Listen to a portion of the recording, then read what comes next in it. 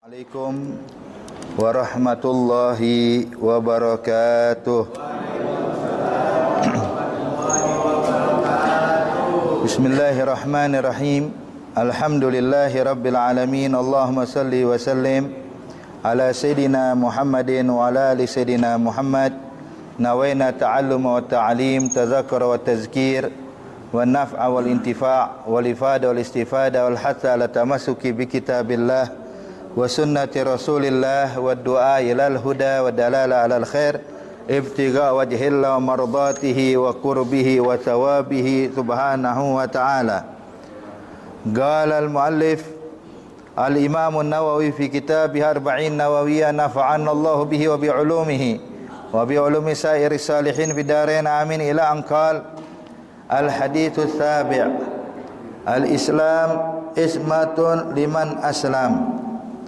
An Ibn Umar radhiyallahu anhuma anna Rasulullah sallallahu alaihi wasallam qala umirtu an uqatilan nas hatta yashhadu an la ilaha illallah wa anna Muhammadar Rasulullah wa yuqimu salah wa yu'tu zakah fa idza fa'alu dhalika asamu minni dima'ahum wa amwalahum illa bihaqqil islam wa hisabuhum 'ala Allah ta'ala. Rawahul Bukhari wa Muslim. Alhamdulillah, ahbabul kiram, kita bersyukur kehadiran Allah Subhanahu wa taala pada kesempatan di malam hari ini bisa berkumpul kembali melanjutkan pelajaran kita dari pembahasan kitab Arba'in Nawawi sampai kita pada hadis ke-7. Disebutkan, diriwayatkan ini hadis oleh Sayyidina Abdullah bin Umar radhiyallahu anhuma wa ardahuma, bahwasanya Rasulullah sallallahu alaihi wasallam bersabda di dalam hadisnya, umirtu an uqatilan nas hatta yashhadu an la ilaha illallah wa anna Muhammadar Rasulullah. Nabi menyatakan, sesungguhnya saya diperintahkan diperintahkan oleh Allah Subhanahu wa taala untuk uqatilan nas, untuk memerangi orang-orang sampai mereka mengucapkan dua kalimat syahadat dan mendirikan salat, juga menunaikan zakat. Fa iza fa'alu dzalika, jikalau mereka melakukannya, arti telah mengucapkan dua kalimat syahadat, mendirikan salat, menunaikan zakat, arti mereka menjadi orang Islam, maka asamu minni dima'ahum wa amwalahum, maka harta mereka, nyawa mereka tidak boleh diganggu dan tidak boleh disakiti. Asamu minni, arti mereka terjaga dariku, kata Rasulullah. Arti enggak bakal aku sakiti dan tidak akan aku rampas harta mereka dan tidak akan aku perangi mereka. Illa bihaqqil Islam, kecuali sesuai hukum Islam. Artinya apa? Jikalau dia telah memeluk Islam kemudian membunuh, maka dia pun juga akan diqisas dengan hukuman mati. Artinya hukum sesuai syarat Islam. Illa bihaqqil Islam wa hisabuhum 'ala Allah taala. Adapun nanti urusan mereka, amal perbuatan mereka baik buruknya itu bakal dihisab langsung oleh Allah Subhanahu wa taala. Hadirin dan mustami'in al-kiram, di sini kita harus pahami makna hadis sesungguhnya ini. Hadirin, sebagian orang banyak menyalah-artikan atau salah pemahaman akan makna hadis ini. Sebagian mengatakan ini dalil berarti kita boleh memerangi orang-orang yang beda agama sama kita secara mutlak. La. Walaupun zahirul hadis mengatakan saya diperintahkan untuk memerangi orang sampai mereka mengucapkan dua kalimat syahadat. Artinya non muslim yang tidak mengucapkan dua kalimat syahadat secara harfiah ini hadis, kita bilang berarti boleh memerangi orang non muslim, baik yang memerangi kita ataupun tidak, ya. Maka di sini perlu kita pahami Bapak dan Ibu sekalian, bahwa orang non muslim itu terbagi menjadi 4 kelompok. Ada namanya kafir harbi. Ini adalah orang non muslim yang memerangi umat Islam. Artinya memerangi umat Islam. Hadza kafir harbi. Yang kedua adalah kafir dhimmi, orang non muslim yang tinggal di bawah kekuasaan muslimin dan bayar pajak setiap tahunnya. Ada yang ketiga kafir muahad, orang non muslim yang bikin perjanjian damai kepada pemerintah muslim untuk tidak saling ganggu, tidak saling menyakiti dan lainnya. Yang keempat, kafir mu'amman, orang non muslim yang meminta suaka atau perlindungan di bawah pemerintah muslim. Jadi 4 macam. Harbi yang memerangi umat Islam, zimmi yang tinggal di bawah kekuasaan umat Islam dan mereka bayar pajak setiap tahunnya. Yang ketiga, muahad yang bikin perjanjian damai dengan muslimin, dengan pemerintah Islam. Dan yang keempat adalah muamman yang meminta perlindungan kepada pemerintah muslim. Taib. Maka dari 4 macam ini hadirin, yang boleh diperangi hanya satu, itu kafir harbi, orang non muslim yang memerangi umat Islam. Maka harus kita pahami Bapak Ibu sekalian, berarti ini hadis tidak mutlak kepada seluruh non muslim boleh kita perangi lah. Tapi yang dimaksud dalam hadis ini adalah orang non muslim yang memerangi kita, orang non muslim yang memerangi umat Islam, maka mereka boleh kita perangi hadirin. Dan Rasulullah justru diperintahkan oleh Allah untuk memerangi mereka. Dan kita sebagai umat Islam nggak boleh lari ketika terjadi peperangan melawan orang non muslim yang memerangi kita. Kita nggak boleh kabur, wajib menghadapinya. Hakadha. Sebab non muslim yang ada di lingkungan kita, yang tinggal bertetangga sama kita, mereka bukan kafir harbi, mereka bukan orang non muslim yang boleh kita perangi hadirin, tapi wajib kita hormati, wajib kita hargai, wajib kita hargai, kecuali kalau mereka memerangi kita. Sebab kalau seandainya non muslim secara mutlak boleh diperangi, berarti yang pertama kali memerangi non muslim secara mutlak bukan kita Bapak dan Ibu sekalian, tapi Nabi Muhammad Rasulullah sallallahu alaihi wasallam, pembawa syariat kita. Beliau bertetangga dengan non muslim, tapi nggak ada perintah Nabi untuk memerangi tetangganya. Bahkan tidak ada ucapan dari Rasulullah sallallahu alaihi wasallam yang mencaci maki tetangganya yang non muslim. Tidak, ya ahbab. Bahkan perlu kita pahami, ketika Nabi wafat, ketika Nabi meninggal dunia, itu baju perangnya Nabi Muhammad masih tergadaikan di tangan tetangganya yang Yahudi. Baju perangnya Rasulullah. Artinya apa? Nabi minjem uang, Nabi minjem sesuatu barang dari tetangganya yang Yahudi. Artinya Nabi bermuamalah. Sehingga Nabi pun menggadaikan baju perangnya. Kata Rasulullah, ini sebagai gadai. Kalau aku nggak bisa bayar, maka ini bisa kau jual untuk menutupi hutangku, kata Rasulullah. Dan subhanallah, para sahabat-sahabat nggak ada yang tahu kalau Nabi berhutang kepada Yahudi ini. Sahabat tidak tahu kalau Rasulullah berhutang kepada sang Yahudi. Kenapa kau tidak tahu? Inilah bentuk daripada adabnya Rasulullah sallallahu alaihi wasallam.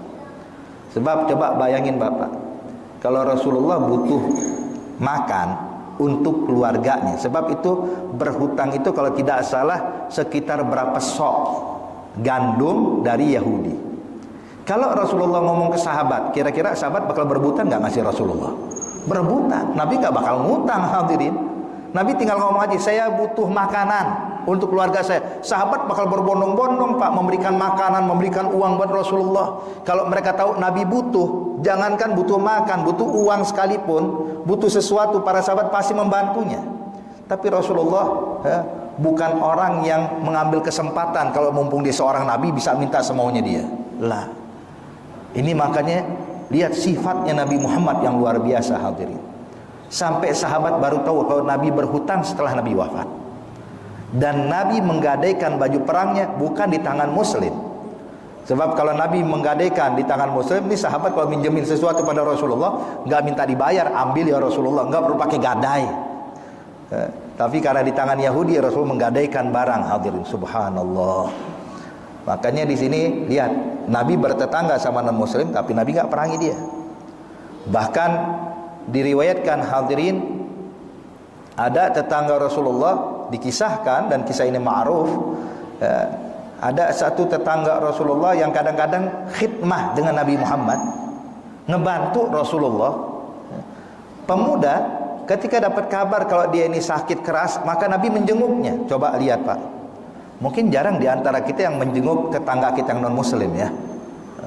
Tapi lihat Rasulullah kalau pengen tahu, pengen mencontoh akhlak Nabi, ini contoh Rasulullah. Nabi menjenguk tetangganya yang non muslim ketika dalam keadaan sakit. Nabi datang ke situ, Nabi jenguk dia. Akhirnya ketika Nabi dapatkan dia dalam keadaan sakaratul maut, pengen meninggal dunia, maka saat itu Rasulullah SAW pun mentalginkan 2 kalimat syahadat kepada sang pemuda Yahudi ini, mengatakan asyhadu an la ilaha illallah wa anna muhammadar rasulullah. Kebetulan Nabi waktu menjenguk ini pemuda, Nabi didampingi oleh ayah dari pemuda ini, sama-sama Yahudi ini, keluarga Yahudi. Maka sang anak yang lagi dalam sakaratul maut pengen mengucapkan 2 kalimat syahadat seperti yang disampaikan Rasulullah, cuma tidak enak dengan ayahnya. Maka dia pandang wajah ayahnya dalam keadaan sekarat, seakan-akan memohon izin. Maka sang bapak pun paham, selalu mengatakan, ya waladi ati Abul Qasim. Nah, turuti ucapan bapaknya Qasim, ucapan Rasulullah. Maka sang anak pun mengucapkan 2 kalimat syahadat. Habis mengucapkan 2 kalimat syahadat, meninggal dunia. Maka Rasulullah waktu keluar dari rumah Yahudi tersebut tersenyum bahagia Nabi Muhammad. Sampai para sahabat-sahabat heran, kenapa ya Rasulullah kok bahagia betul ini hari? Kok senang betul ini hari? Kata Nabi, alhamdulillah, barusan aku bisa menyelamatkan 1 nyawa dari api neraka Allah, saya pindahkan ke dalam surga. So lihat ya ahbab, hadza akhlak yang diajarkan Rasulullah SAW. Jadi ucapan Rasulullah ini an uqatila, dan di sini perlu kita pahami Bapak Ibu sekalian, kalimat Rasulullah tidak mengatakan an aghtula, tapi Nabi bilang uqatila. Di sini berbeda dengan bahasa Arab. Hadirin, dalam bahasa Arab kalau qatala yaqtulu artinya membunuh. Artinya satu pihak, orang ini menyerang, membunuh. Hadza qatala yaqtulu. Adapun ketika Nabi mengatakan uqatila, arti ini diambil dari kalimat qatala yuqatilu. Artinya apa? Saling membunuh, artinya berperang. Artinya dalam hadis ini bisa kita pahami, umat Islam tidak dibenarkan menyerang orang non muslim walaupun kafir harbi yang tidak memerang, langsung kita perangi begitu aja lah. Tapi ada uqatila, ketika mereka menyerang kita serang balik. Ini namanya saling melawan, arti terjadi peperangan. Maka di sini berapa banyak orang-orang ya ahbab yang mengatasnamakan Islam dan mereka garis keras seperti ISIS dan lain-lainnya. Kita dapatkan mereka dengan mudahnya membunuhi orang-orang yang ada di sekitarnya dengan dalih membela agama Allah, dengan dalih menjalankan syariat Rasulullah. Kalau kita mau rujuk kepada hadis ini, jauh sekali dari apa yang disampaikan Nabi Muhammad. Mereka membunuh, bukan memerangi. Yang perang itu timbal balik hadirin, tapi mereka membunuh. Dan yang lebih parah lagi, yang mereka bunuh bukan saja non muslim, muslimin yang berbeda dengan mereka. Makanya di sini Bapak Ibu sekalian hati-hati. Kita nggak dibenarkan hadirin untuk mengganggu muslimin. Non muslim saja nggak boleh diganggu yang tidak memerangi kita, apalagi orang yang beragama Islam. Apalagi sama-sama mengucapkan 2 kalimat syahadat. Dan disebutkan ketika diteliti oleh para ulama-ulama, kenapa sih timbul seperti kelompok-kelompok ISIS atau semacamnya hadirin, teroris garis keras ini semuanya, yang mana mereka adalah khawarij hadzal asr. Mereka adalah kelompok khawarij masa kini. Kenapa? Langkah awal mereka adalah at-takfir, gampang mengkafirkan orang yang beda sama mereka. Maka dinyatakan oleh ulama at-takfir bidayatut tafjir. Kata ulama, at-takfir mengkafirkan muslim lainnya, maka ini adalah asal muasalnya terjadinya pengeboman, pembunuhan muslimin yang ada di tempat di sekitar mereka. Makanya lihat hadirin, mereka kalau kita tanya kenapa kau perangi mereka, muslimin juga mengucapkan mereka kafir. So intinya apa? Bidayahnya muncul aliran ini karena mengkafirkan orang yang ada di hadapannya walaupun beragama Islam. Pokoknya mereka bilang, pokoknya kalau beda sama kita kafir, kalau tidak sesuai yang kita sampaikan kafir. Ini ya, permulaan terjadinya perpecahan antar umat Islam. Makanya hadirin, hal ini seakan-akan Nabi telah membacanya dan Nabi telah menyampaikan. Kata Rasulullah sallallahu alaihi wasallam, disebutkan di dalam hadis. Kata Rasulullah, sesungguhnya yang aku khawatirkan dari kalian, kata Nabi. Nabi memberikan khitab kepada para sahabat, ya ahbab. Yang saya khawatirkan dari kalian, kata Rasulullah, ada satu kelompok, kata Nabi Muhammad, yang mana mereka membaca Al-Quran hatta zaharat bahjatuh, sehingga Al-Quran itu nampak jelas dari mereka. Mereka baca Quran 24 jam non-stop, mereka baca Quran. Qiyamul lail mereka membaca Al-Quran, dalam salat mereka baca Al-Quran, di luar salat mereka baca Al-Quran. Akan tetapi, kata Rasulullah SAW, mereka ini yang membaca Al-Quran tiap saat, cuman sayang Al-Quran hanya sampai di lidah, tidak masuk ke dalam hatinya, kata Rasulullah. Jadi di lidahnya Al-Quran, tapi hatinya kosong daripada Al-Quran. Sehingga kata Nabi Muhammad, dia bakal datang ke rumah tetangganya. Kata Nabi, dia bakal datang ke rumah tetangganya, kemudian dia berkata kepada tetangganya, ya kafir, wahai kafir. Sampai para sahabat terkejut, bingung. Ya Rasulullah, siapakah yang sebenarnya kafir? Apakah yang menuduh atau yang dituduh? Ya. Kata Rasulullah, bal ar-rami, akan tetapi yang dihukumkan kafir sesungguhnya itulah yang menuduh kafir, dialah kafir sesungguhnya. Na'udzubillah min dzalik. Makanya hadirin, di sini yang amat disayangkan ketika orang tidak memahami makna agama dengan benar, sehingga akhirnya mereka bakal menghalalkan semua yang berbeda dengan mereka, menghalalkan darah. Padahal kalau kita lihat di sini, Nabi diperintahkan untuk memerangi mereka sampai mereka mengucapkan 2 kalimat syahadat. Lalu bagaimana yang mengucapkan 2 kalimat syahadat mereka bunuh, mereka perangi. Makanya kita lihat terjadi sekarang peperangan di mana-mana di negara Arab sana, hadirin. Kalau kita perhatikan, semua mengatasnamakan membela Islam. Yang pihak sini ketika menembak mengucapkan takbir Allahu Akbar, begitu juga sebaliknya. Ini bilang Allahu Akbar, ini bilang Allahu Akbar. Kelompok sini bilang kalau ada yang meninggal di antara kita mati syahid. Kelompok sini juga kalau ada yang meninggal di antara kita mati syahid. Seakan-akan syahadah mereka yang ngatur, bukan Allah, ya. Ini mati syahid, kalau itu bukan, itu mati konyol. Pihak berikutnya, kita yang mati syahid, ente yang mati konyol. Sorga depan mata kita, bagi kalian neraka. Masya Allah, yang ngatur sorga neraka mereka udah. Maka ini hadirin, karena ketidakpahaman agama dengan benar, tidak memahami makna hadis dengan sesungguhnya, akhirnya mereka bisa melakukan hal yang buruk tersebut. Na'udzubillah min dzalik. Makanya di sini Bapak Ibu sekalian, Nabi menyatakan, ini hadis, umirtu, aku diperintahkan oleh Allah, an uqatilan nas, untuk memerangi manusia sampai mereka mengucapkan 2 kalimat syahadat. Dan tadi sudah kita jelaskan, yang dihalalkan untuk diperangi hanya kafir harbi, non muslim yang memerangi kita. Dan juga memerangi kita, hadirin, bukan memerangi kita, memerangi Islam. Ini perlu kita pahami dan perlu kita garis bawahi, hadirin. Kenapa? Kadang kita Bapak Ibu sekalian salah memahami.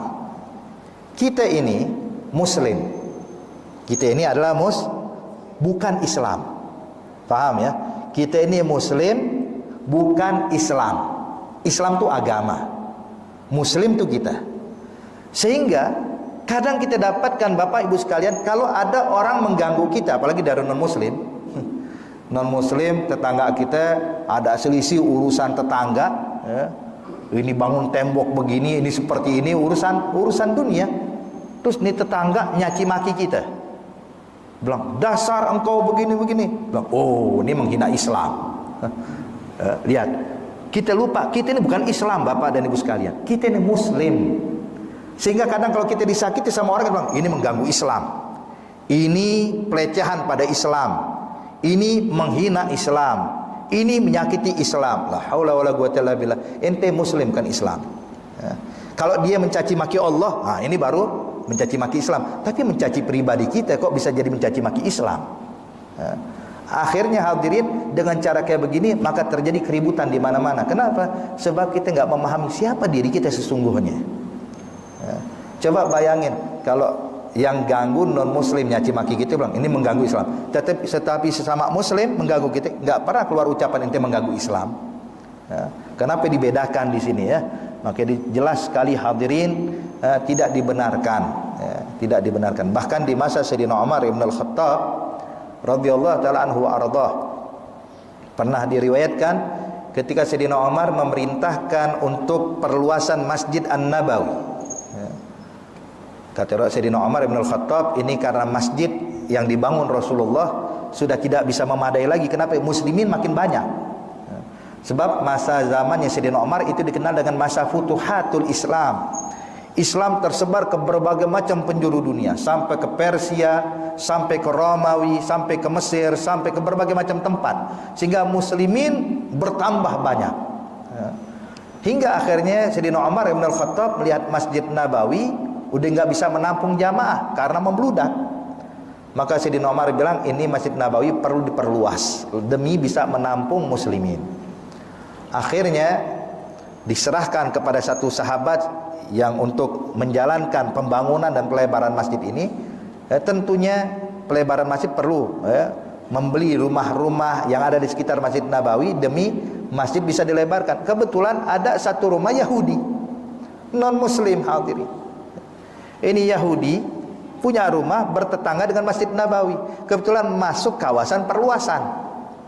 Maka datanglah utusan berkata kepada Yahudi ini, ya fulan, kami minta engkau pindah dari rumah ini, kami bakal berikan uang, pindah dari sini demi perluasan Masjid An-Nabawi. Maka sang Yahudi pun berkata, dia bilang, minta maaf, saya enggak terima, sebab ini rumah adalah dari dulu, dari kakek moyang saya turun-menurun, rumah warisan, saya enggak mau pindah. Bilang, ini rumah enggak dijual, saya mau tetap tinggal di sini. Bilang, oh enggak bisa, buat masjid, minggir.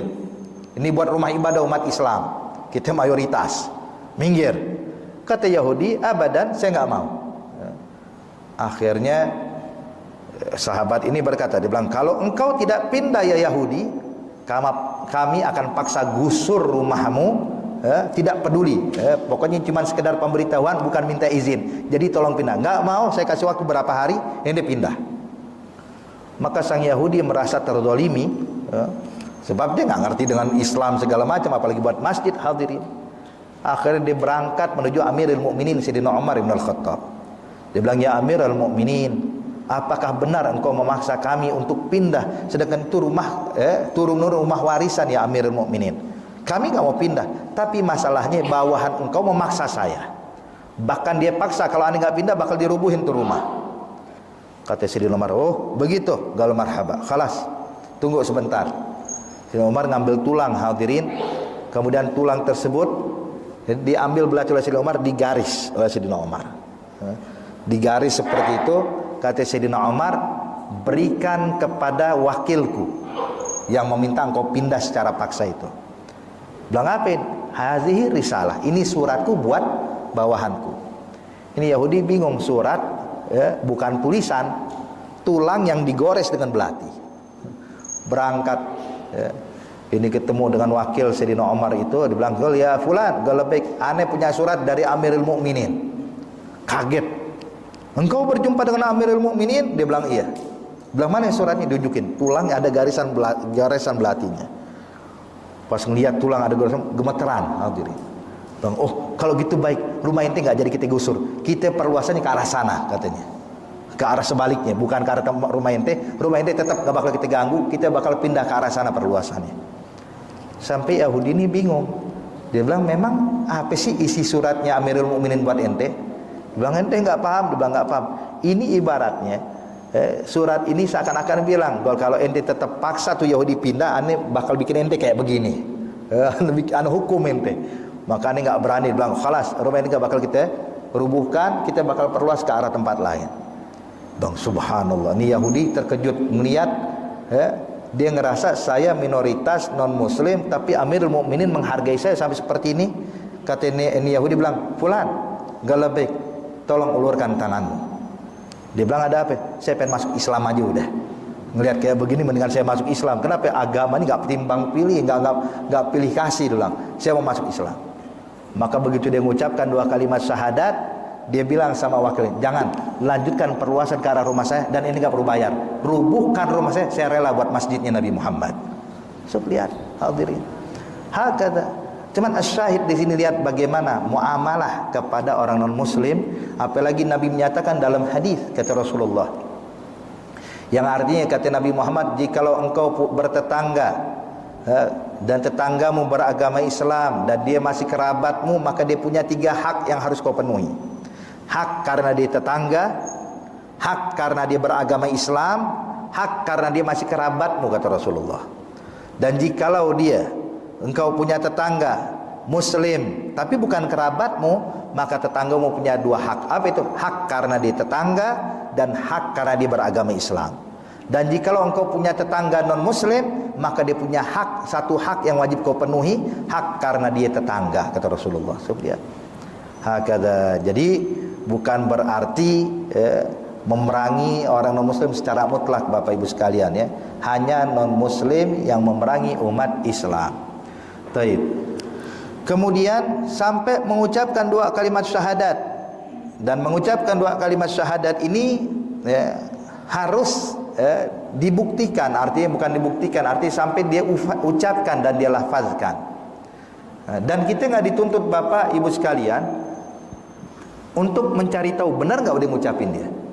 Pokoknya kalau ada orang bilang saya udah Islam kok, saya udah ngucapin 2 kalimat syahadat, maka tugas kita hadirin jangan tajassus. Bilang kapan dia ngucapin 2 kalimat syahadat, di mana itu ngucapin 2 kalimat syahadat, siapa saksi, nggak perlu. Tidak perlu. Yang penting dia bilang kita nahkum ala zahir, kita diwajibkan menghukumkan seseorang secara zahir. Kalau dia mengaku dirinya sudah muslim, khalas. Bahkan pernah ada satu sahabat, ini ketika dalam suatu peperangan hadirin, dalam satu peperangan ada pimpinan dari kelompok kafir ini kabur, dikejar oleh satu sahabat. Dikejar oleh satu sahabat sampai dia terdesak, nggak bisa kabur lagi nih pimpinannya nih, jenderalnya. Maka sahabat pun mengangkat pedangnya. Ini kafir harbi, memang lagi perang hadirin. Sahabat ini mengangkat pedangnya untuk mengayunkan pedang ke arah musuh ini. Tiba-tiba dia ngucapin 2 kalimat syahadat. Ini orang kafir ini ngucapin, asyhadu an la ilaha illallah, asyhadu anna muhammadar rasulullah. Kata sahabat, ente ngucapin karena takut pedang doang. Akhirnya dilanjutin sampai dibunuh. Selesai terbunuh, ada sahabat lain menyaksikan, ini orang udah ngucapin 2 kalimat syahadat, kenapa dibunuh? Maka dia bilang, saya bunuh dia sebab dia ini bukan dari hati. Nampak jelas ini karena takut pedangnya saya. Maka diadukan pada Rasulullah. Waktu diadukan sama Nabi Muhammad, itu Nabi Muhammad marahnya bukan main hadirin. Waktu Nabi dapat kabar ini, dipanggil ini sahabat, gal ya fulan, gal labbaik ya Rasulullah, apakah engkau membunuh orang yang sudah mengucapkan 2 kalimat syahadat? Udah ngucapin la ilaha illallah ente bunuh? Bang ya Rasulullah, sesungguhnya dia ngucapin karena takut pedangku ya Rasulullah. Nabi marah, engkau telah membunuh orang yang ngucapin 2 kalimat syahadat, benar kau lakukan itu? Ini sahabat kaget loh. Ya Rasulullah, dia ngucapin bukan karena dari hatinya, tapi karena takut pedangku ya Rasulullah. Kata Nabi, ente tahu dari mana hatinya dia? Ente bongkar isi hatinya. Engkau lihat hati dia ngomong, saya ngucapin karena takut dari pedangmu. Apakah engkau meyakini itu atau cuma prasangka? Terdiam nih sahabat. Dia bilang, qul ya fulan, ketahuilah kesalahan yang kau lakukan ini terlalu besar, kata Rasulullah. Maka nih sahabat saking menyesalnya Pak, saking takutnya sampai terduduk, jatuh, nggak berdiri, menangis di hadapan Rasulullah. Minta maaf ya Rasulullah, tolong mohonkan ampun pada Allah atas kesalahan saya. Mohonkan ampun atas kesalahan saya. Itu Nabi bangun Pak, ditinggal sama Rasulullah. Ini sahabat sampai nangis, sampai dia bilang, coba ane baru kenal Islam setelah kejadian ini, katanya. Nggak bakal seperti ini katanya. Ya, cuman akhirnya dimaafin sama Rasulullah. Cuman asyahid di sini Nabi kasih pelajaran Bapak Ibu sekalian. Lihat, ini orang yang kita lihat secara kayaknya sih memang takut karena pedang ya. Cuman Rasulullah, kita diajarkan sama Nabi Muhammad menghukumkan secara zahir. Jangan ntar orang ngucap 2 kalimat syahadat, ini benar nggak dari hatinya. Kita nggak dituntut untuk itu hadirin. Tidak dituntut untuk itu. Yang penting ketika orang ngucapin 2 kalimat syahadat, maka dia telah menjadi seorang muslim yang wajib kita hargai, wajib kita hormati. Tinggal tugas kita sebagai muslim membimbing dia untuk benar-benar masuk ke dalam Islam dengan sebenar-benarnya. Hadirin yang dimuliakan Allah Subhanahu wa taala, Nabi bilang ketika dia sudah mengucapkan 2 kalimat syahadat, wa aqamus shalah, dan mendirikan salat. Ya, dia menunaikan salat, wa yu'tuz zakah, menunaikan zakat. Ini artinya perlu dibimbing sampai dia mau mendirikan salat, sampai dia mau menunaikan zakat dan lain-lainnya. Kalau seandainya dia udah masuk Islam cuman kagak salat, bagaimana kita? Apa yang harus kita lakukan? Tetap nggak boleh kita ganggu dia, kecuali kalau dia memang ingkar, bilang salat nggak wajib. Ini lain. Kalau orang mengingkari salat, dinyatakan salat tidak wajib, maka hukumnya dia keluar dari Islam, murtad namanya. Tapi kalau dia ogah karena malas, capek, masa saya pengen masuk Islam kok disuruh sholat, suruh ini, capek, saya nggak mau sholat kayak orang Islam, saya mau santai. Dia Muslim, ya, dia Muslim, tidak dihukumkan kafir. Sebab yang dihukumkan kafir itu kalau sudah mengingkari kewajiban sholat, mengingkari kewajiban zakat. Tapi kalau seandainya meninggalkan bukan karena ingkar, maka dia dinyatakan fasik, ya, bukan kafir, tidak murtad. Ya. Sebab berapa banyak hadirin kita lihat muslimin tapi kagak sholat, banyak. Ya. Muslimin tapi kagak puasa, banyak. Muslimin tidak mengeluarkan zakat, banyak. Ya. Apakah kita mau bilang ini semuanya kafir? Lah, fasik, fasik. Saya teringat dulu waktu kita di Hadramaut, hadirin, teman-teman kita banyak dari Eropa, dari Amerika, dari Inggris, Perancis dan lain-lain tempat, dari negara-negara luar sana. Walhasil ketika mereka memeluk Islam, mempelajari ilmu agama Allah, pakaian mereka pun juga pakaian Muslim. Ya.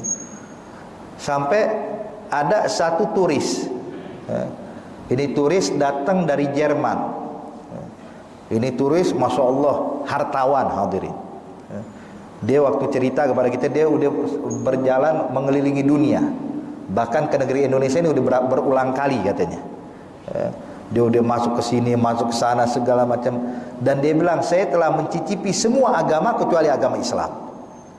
Bahkan dia bilang, saya pernah masuk agama ini berulang kali, udah masuk keluar, masuk lagi, pindah ke agama lain, udah masuk keluar lagi. Wah, kata, jadi udah mencicipi berbagai macam agama, cuman saya nggak mau masuk Islam.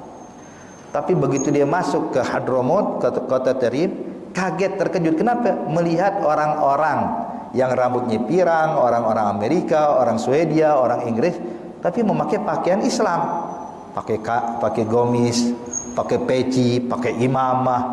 Sampai dia bingung, kok bisa ya orang Eropa masuk Islam? Dia pun berkenalan hadirin, ngobrol, akhirnya tertarik apa itu Islam, bertanya tentang Islam, sampai akhirnya dia bilang, kira-kira kalau saya pengen masuk Islam boleh apa kagak? Oh tentu boleh, kata sahabat kita, tentu boleh. Cuma satu syarat. Dia bilang apa? Saya nggak mau sholat. Maka teman kita bingung, nah lu ngadepin orang kayak begini ya, mau masuk Islam syaratnya saya nggak mau sholat. Kata teman saya, gini deh, aneh bawa ente ke guru saya, konsultasi langsung kepada guru saya Al Habib Umar. Maka ya sudah, baik, ditemukanlah dengan Habib Umar. Ketika bertemu dengan Habib Umar, dia bilang, ya Habib, aneh pengen masuk Islam. Ya. Cuman satu syarat, apa? Saya nggak mau sholat, capek katanya. Orang enak-enak tidur disuruh bangun subuh. Ya. Orang lagi kerja siang mau makan siang disuruh sholat zuhur. Walhasil saya mau masuk Islam tapi saya nggak mau sholat. Ya. Habib Umar bilang apa hadirin? Ya. Hal yang nggak terbayang sama dia. Habib Umar bilang, kalau ente mau masuk Islam nggak apa-apa, yang penting masuk Islam dulu, sholat belakangan. Insya Allah bakal datang hidayah buat ente. Kaget, dia bilang, kok mudah banget, padahal saya ngasih syarat sulit loh. Syarat saya nggak mau sholat. Kata Umar, nggak apa-apa ente masuk Islam dulu, entar sholat insya Allah bakal datang hidayah berikutnya buat ente. Waktu dia bilang kayak gitu, dia bilang, ya Habib Umar, kalau gitu izinkan aneh satu hari untuk mikir. Kata Habib Umar, sehari baru ente pikirin. Ente pikirin. Keesokan harinya hatinya udah bulat, datang Habib Umar, ya Habib, suf aneh mengucapin 2 kalimat syahadat. Dia bilang, bimbing, ngucapin 2 kalimat syahadat. Habis ngucapin depan kita semua hadirin. Ya. Habis mengucapin 2 kalimat syahadat, kata dia, Habib, ingat ya syarat saya nggak mau sholat. Insya Allah, Allah kasih ente hidayah, kata Umar. Habib Umar nggak bilang, nggak apa-apa, bebas pada ini. Enggak hadirin. Tapi Habib Umar, insya Allah hidayah bakal datang pada engkau. Kalau marhabat. Terus Habib Umar cerita sama kita. Ya. Kata Habib Umar, tahukah kalian, ya, Saya kenapa yang mengatakan ente kalau masuk Islam dulu, dia bilang gak mau sholat, hidayat bakal datang. Paling enggak kita bisa menyelamatkan dia untuk tidak kekal abadi dalam api neraka Allah. Ya. Sebab ada kalimat la ilaha illallah dalam hatinya, ini yang bakal memasukkan dia ke dalam surga. Kalau memang hidayah datang, enggak usah nunggu lama, bakal dalam waktu dekat dia bakal sholat kayak kita, kata Habib Umar. Akhirnya sudah masuk Islam.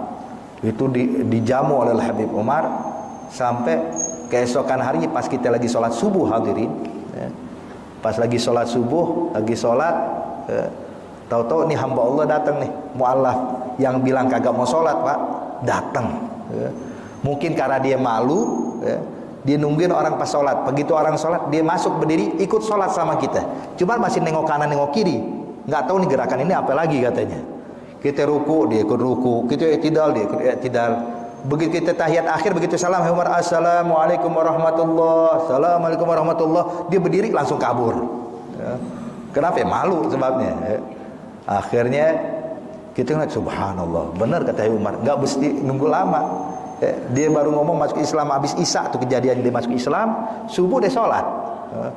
Akhirnya pas waktu sholat zuhur gitu juga pak, waktu sholat zuhur kita lagi mulai sholat, datang hamba Allah ikut sholat bareng kita, sama masih nengok kanan nengok kiri. Begitu Umar salam, dia salam kabur. Terus akhirnya habis makan siang datang ke Habib Umar, dia ngomong ke Habib Umar gak lebih, dibilang tolong bimbing saya untuk ngajarin saya sholat. Sebentaran hadirin, ada bentuknya hidayah dari Allah Subhanahu Wa Taala. Makanya di sini sampai mereka mau melaksanakan sholat atau menunaikan zakat, artinya selagi mereka tidak ingkar. Sebab kalau ingkar hukumnya dia keluar dari Islam. Taib fa iza fa'alu dzalik. Taib kalau mereka sudah melakukan itu, dia mengucapkan 2 kalimat syahadat, mendirikan sholat, menunaikan zakat ya, maka kata Rasulullah asamu minni dima'ahum, maka darah mereka terjaga, enggak bakal kita tumpahkan. Enggak boleh kita perangi, enggak boleh kita ganggu. Kenapa? Sudah mengucapin 2 kalimat syahadat. Subhanallah. Ya, enggak boleh kita ganggu. Ya, bahkan menyakiti dia, bakal mengganggu kehormatannya pun tidak boleh. Wa amwalahum, dan harta mereka pun juga haram kita ambil. Wajib kita jaga. Bahkan jangankan muslim hadirin, kafir zimmi, non muslim yang tidak memerangi kita, enggak boleh kita ambil hartanya. Enggak boleh kita curi hartanya, dia haram ya. Apalagi kalau orang sudah mengucapin 2 kalimat syahadat ya. Hakadha.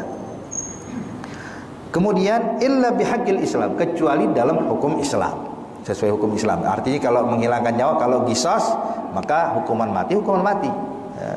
Sebagaimana pernah ketika Rasulullah menaklukkan Khaybar ya, benteng Khaybar, saat itu ada satu wanita yang memeluk Islam, wanita Yahudiyah ini memeluk Islam, sehingga dia undang Nabi Muhammad, begitu juga para sahabat untuk makan di rumahnya.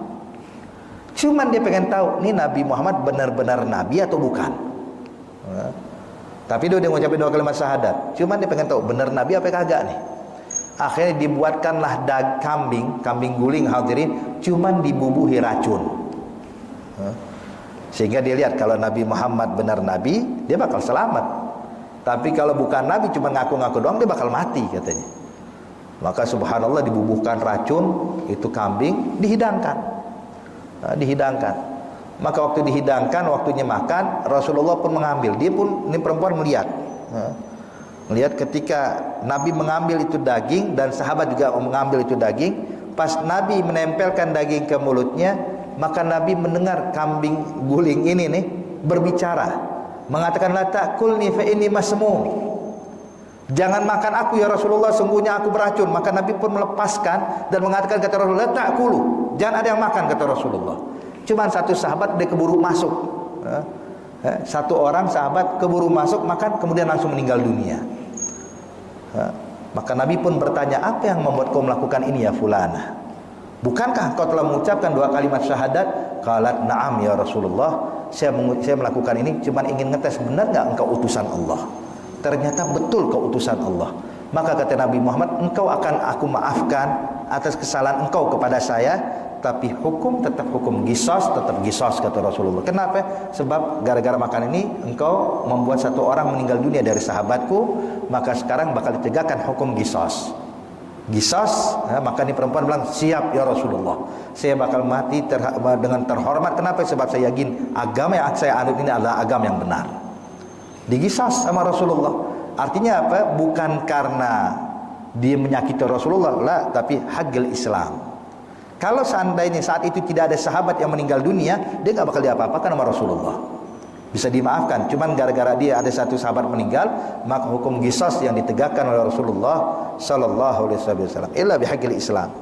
Begitu juga mengeluarkan harta, seperti zakat, ada haqqul Islam, wajib ditunaikan, membayar zakat, kemudian juga membayar diyah dan lain-lainnya. Kemudian dalam haji membayar dam, artinya mengeluarkan harta, ada haqqul Islam. Kemudian wa hisabuhum 'ala Allah. Adapun kesalahan yang mereka perbuat nantinya setelah mereka mengucapkan dua kalimat syahadat, setelah mereka mendirikan salat, setelah mereka menunaikan zakat, adapun kesalahan yang mereka perbuat itu tanggung jawab mereka nanti di hadapan Allah Subhanahu wa taala. Hisabuhum 'ala Allah. Sebagaimana Allah berfirman di dalam Al-Qur'an, kullu nafsin dha'iqatul maut wa innama tuwaffawna ujurakum yaumal qiyamah. Dalam ayat yang lainnya, qul innal mautal ladzi tafiruna minhu fa innahu mulaqikum tsumma turadduna ila alimil ghaib wa syahadah fa yunabbiukum bima kuntum ta'malun. Artinya hisab bakal ditegakkan nanti fi yaumil qiyamah. Sebagaimana disebutkan di dalam hadis, kata Rasulullah sallallahu alaihi wasallam, Nabi menyatakan, ma minkum illa sayukallimuhu rabbuh laisa bainahu wa bainahu turjuman. Arti hisab bakal ditegakkan nanti di hadapan Allah Subhanahu wa taala. Maka hadirin, hadirat yang dimuliakan Allah Subhanahu wa taala, alhamdulillah Allah telah memberikan hidayah pada kita semuanya, sehingga kita menjadi pemeluk agama Islam, orang-orang yang mengakui akan Allah sebagai Tuhan kita, Nabi Muhammad sebagai utusan Allah untuk kita. Maka berusahalah untuk jangan sampai mengganggu, menyakiti siapapun, apalagi orang yang beragama Islam. Baik jangan kita ganggu diri mereka, menumpahkan darah mereka, atau mencaci maki mereka, atau mengganggu mereka. Maka sesungguhnya itu diharamkan oleh Allah. Sebab apapun yang kita perbuat kepada orang lain, kepada musliminkah atau non muslimkah, maka itu nanti di akhirat bakal dituntut di hadapan Allah Subhanahu wa taala. Jadi ingat-ingat bahwa kita semua bakal dihisab. Makanya sebelum datang yaumul hisab, sebelum datang nanti hari akhirat, itu perbanyak berusaha untuk menghisab diri kita, sebagaimana disebutkan di dalam ucapan Sayyidina Umar Ibn Al-Khattab, hasibu anfusakum qabla an tuhasabu wazinu a'malakum qabla an tuzanu. Perhitungkanlah amal perbuatan kalian sebelum nanti diperhitungkan di hadapan Allah. Timbanglah amal kalian sebelum nanti ditimbang di hadapan Allah Subhanahu wa taala. Insyaallah Allah berikan taufik, hidayah, bimbingan bagi kita semuanya, sehingga kita terselamatkan dari berbagai macam fitnah yang terjadi saat ini. InsyaAllah Allah jauhkan kita dari bencana, musibah, perpecahan antara umat Islam. Dan kita berharap kepada Allah Subhanahu wa taala agar Allah Subhanahu wa taala mempersatukan sesama muslim di berbagai macam penjuru dunia, membuat damai umat Islam yang berselisih, sehingga akhirnya mereka pun kembali ke jalan Allah Subhanahu wa taala. Amin ya rabbal alamin. Ala hadhihi aqulu niyatin salihah wa ila hadratin Nabi Muhammadin sallallahu alaihi wa alihi wasallam. Al-Fatihah. Auzubillahi minasyaitonir rajim. Bismillahirrahmanirrahim. Rabbil alamin. Kemudian iya kena mendoa ya. Ya dulu surat al-Qur'an surat Rabbana taqabbal minna innaka antas samiul alim tub alaina innaka antat tawwabur rahim. Da'wahum bi subhanakallahumma tahiyyatuhum fiha assalam wa akhiru da'wahum alhamdulillahi rabbil alamin. Wassalamu alaikum warahmatullahi wabarakatuh.